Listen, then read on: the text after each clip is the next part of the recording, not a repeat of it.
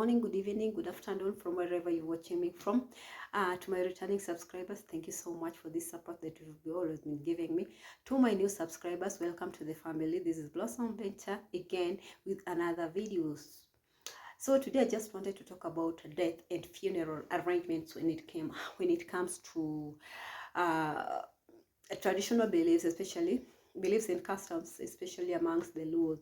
The Luos believe so much in life after death. They believed in a good send off, especially when it comes to the dead person. They believe that a dead person is always supposed to be given the respect that he or she deserves, and he was supposed to be celebrated once the person was dead.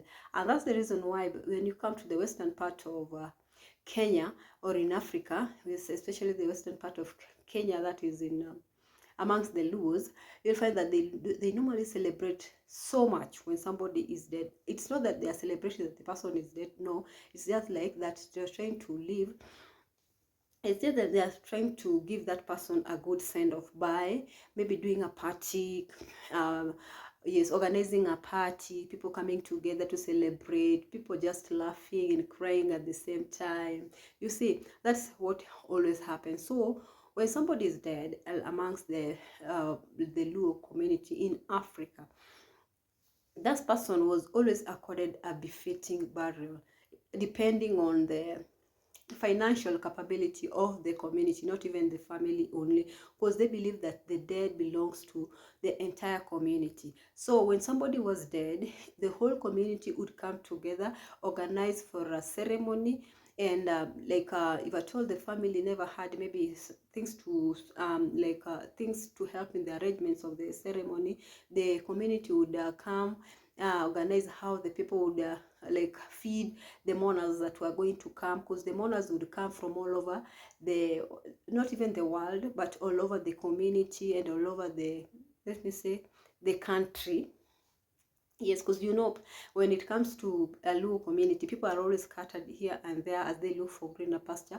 People always go out of their way, they go to outside their own community to look for how the money or house they can sustain themselves. So you'll find that the dead always brings people together, in that all these people will be coming together so that they can bury their dead and celebrate a life that the person had before the person died. So you'll find that so in olden days, yes, back then in the olden days, when somebody was dead or somebody was about to die, the person will call, especially the old people, because you'll find that the people used to live for long. People used to live, people used to live for so long before they died, maybe 100 plus before they died. So I think they knew that okay, now I'm about to die, I should be doing 1, 2, 3. I should be preparing my sons,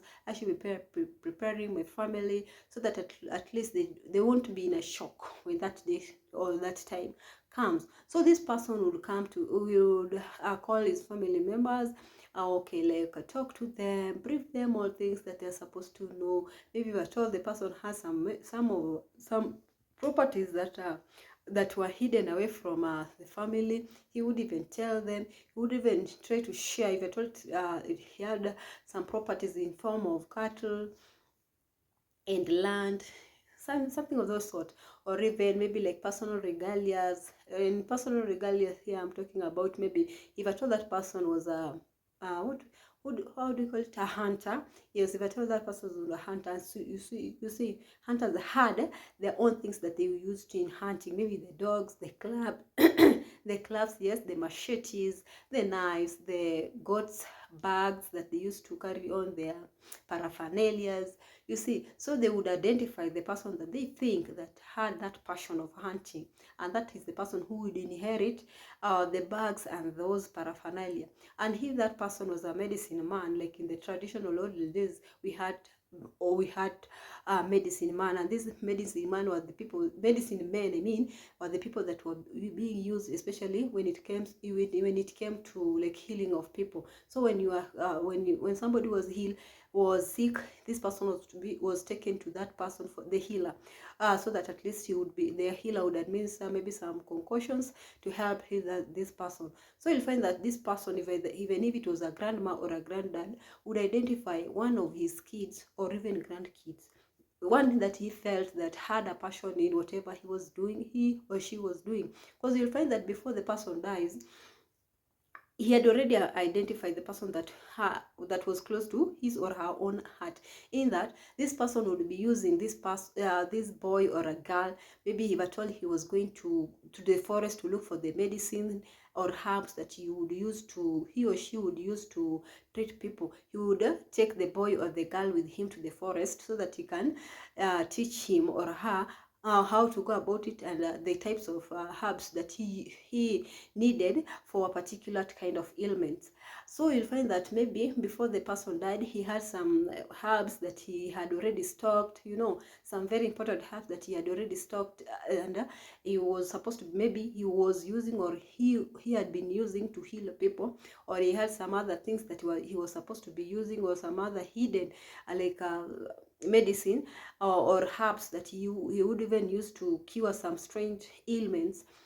So these are the things that he would even, during that time, he would come out and teach this and tell this boy or this girl about all of them. So you'll find that even if that person was like a fisherman, fishermen, they used to fish using different ways, maybe laying of traps, using the hooks, something of that sort. So he would even after identifying the person that he felt that would inherit that passion or would inherit those activities, he would even tell him or her how to go about such stuff. So that is what used to happen. So if at all that person felt that, no, I've been sick, yes, but I think I'm not going to make it. So he would call his family members together and tell them, and if at all he had any secret that he needed to share, he would even share. That was just to prepare the way, to prepare them so that at least if at all that time comes when he was going to be normal, there was not going to be cases whereby people will be fighting over this and that, maybe one thing or another, something of that sort. So he would even tell them everything that they needed to know during that time. That was just but by the, I know it's a long story, but maybe one day we'll expound more about it. But right now we were talking about the dead, but it's still part of the dead. So what happens when somebody was dead? What happened is that the village, when the person was dead, especially in the olden days, and this was among the Luo's community, the Luo's believe so much in polygamy. I think we all know what polygamy is. So they believe so much in polygamy, in that you'll find that one person or like one man had more than one wife. Yes, you'll find that maybe he had 3 wives, 4 wives, like that. Like my grandfather, I mean, he had 9 wives. I don't know how he survived, because women, I mean.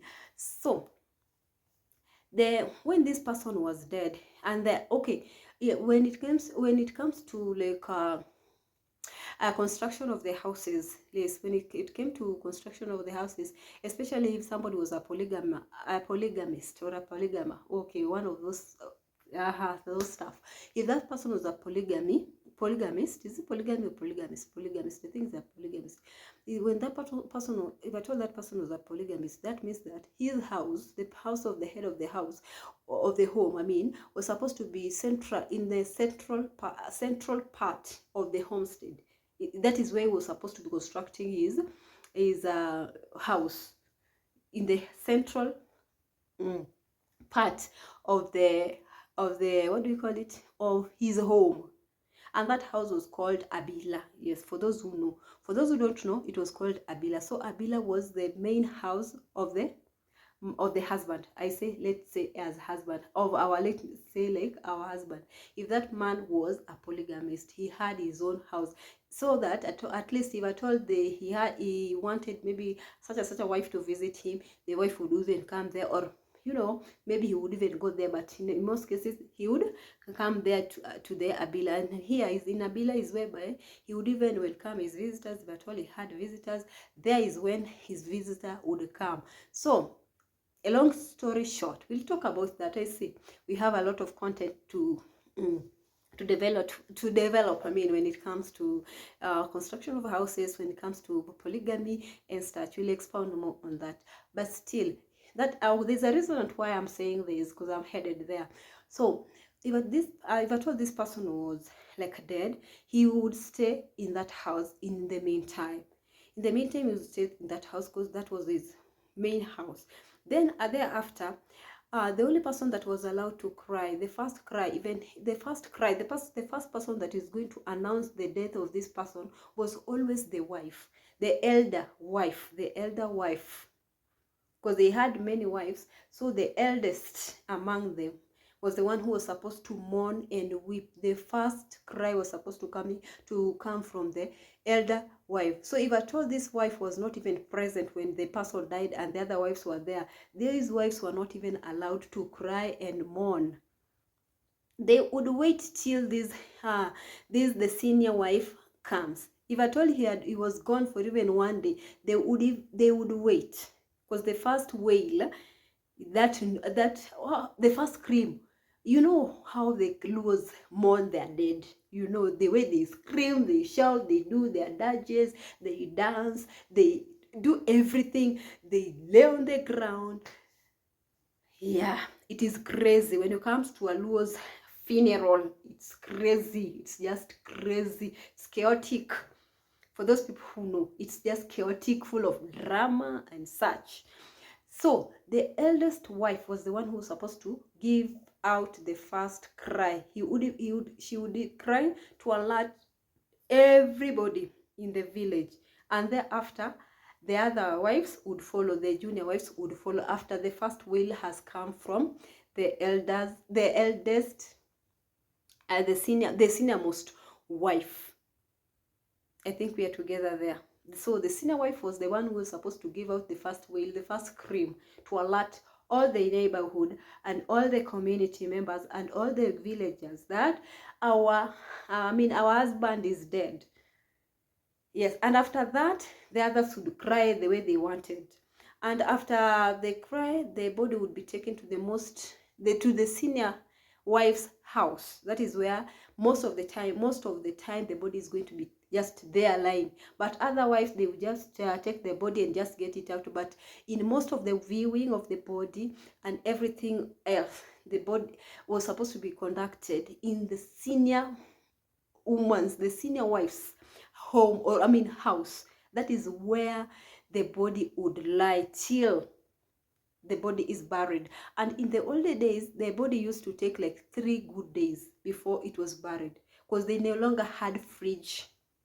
They didn't have any refrigerators to preserve this body. So the body would be laying there in the senior wife's house for like 3 days. Thereafter, he would be buried. And so how did they preserve these bodies? First of all, the body used to be preserved by laying down grass. They would take grass, what do you call it? Dried grass, the grass that have already dried up, and then they sprinkle some water, and then they would lay some, they would even use some charcoal, grinded charcoal, lay it there and put the body there on top of those stuff. And thereafter, they would be using some water they would sprinkle some water now and again, so that at least this cool, the grass would act as a cooler. I think we're together. So that is how they used to preserve this body, and the body would go for like 3 days before it went bad. Then after 3 days is when they would take the body and go bury the body. But since we are talking about the olden days, but because right now we have a lot of like morgues, people have been taken to the morgues for preservation, but then they never had any morgues around, so they just use the traditional way of body preservation, and that's by using grass and water. They sprinkle some water on top of those dried grass, and thereafter they put the body, and after putting the body would lay there, but time and again, now and again, they would sprinkle some water to preserve it, and the body wouldn't go bad. Then after 3 days is when they would like bury the body. And these days, I think you are wondering, why would they not even just just bury the body like that? No, they wouldn't bury the body just like that, because it depends. If this person was somebody who was big, maybe an elder, let's say a leader in the community, or like rather an elder in the community, that person would be given ample. These 3 days was an ample time for people to mourn him, because they believe the more people mourn you, the more importance you are, the more useful you are in this community and the society. So this elder was supposed to be mourned properly, and still it gave room for any other person who maybe was not even around to come and pay his last respect, or also those people who are maybe they are living far.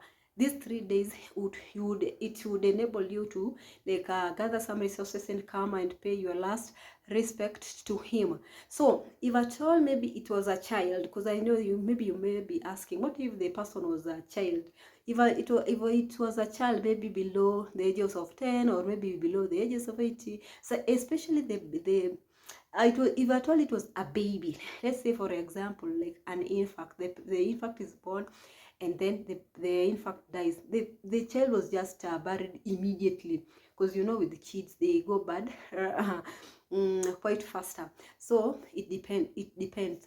The baby would be buried immediately. If I told that it was a toddler, it will take less than these 3 days. I think we are together. It would take less than three days. But for a senior person, it would take more than that. So it depends, by the way, the nature of death. Because you find that some people maybe would die. Long ago, we used to have like cholera, kipindupindu, cholera, and cholera would sweep the entire community. So if I told it was cholera, yes, if I told the person died of cholera, maybe there was an outbreak of cholera and that person died, the person would be buried immediately, because they never wanted the person to infect other people. You know, you can get the infection through like these what do we call it, the flies. The flies will send a lot of infections and such. After landing on the body, then it goes land on somebody's food, you eat that food during the funeral, and then you get sick, then you die. Yes, so that is what they never wanted. So if I told that person died of these strange diseases, the person was buried immediately. But if I told the person that they just died of natural death, maybe just normal sickness, it was okay. The person would take a long time. And if I told that person died through water, maybe the person drowned in the water, the person was buried immediately. Why was this person buried immediately? Because you can just know, if somebody dies in water, he or she normally swells up. He swells up so much that he can even burst. So we'll talk more about that. By then we'll talk more about that. So if after that person dies in water, the person would be buried immediately, because you find that most of the parts of the body will be missing. You see, such stuff, and then he will be rotting. By the time maybe people get to find him, he would have rotted up. So the person was died immediately because of the smell, and so people never wanted that. So they just take the person, put it in the, how do you call it, in the grave, bury him, and then they continue with the ceremony. Then after that, they would bury that person. This video is long. Like I see, it's going to be extremely long. This is part 1 of how the dead were buried and how the funeral services, yes, were conducted in the African communities, especially amongst the Luo. So here we were talking about the dead. So if at all you haven't subscribed, please kindly subscribe. If you've been watching me and you haven't subscribed, kindly subscribe. Turn on your notification bells. Remember to like, remember to share, remember to leave a positive comment. Yes, comment. If at all I've been rushing and there's a place that you haven't heard well, or it's not getting in correctly, kindly just tell me on the comment section, and I will still go back and try to make you understand. So there's part 2 of this, because I can see it's long and I never wanted it to be that long. So part 2 of it is going to come. We are going to continue with it tomorrow. So till then, be good, stay safe, and God bless.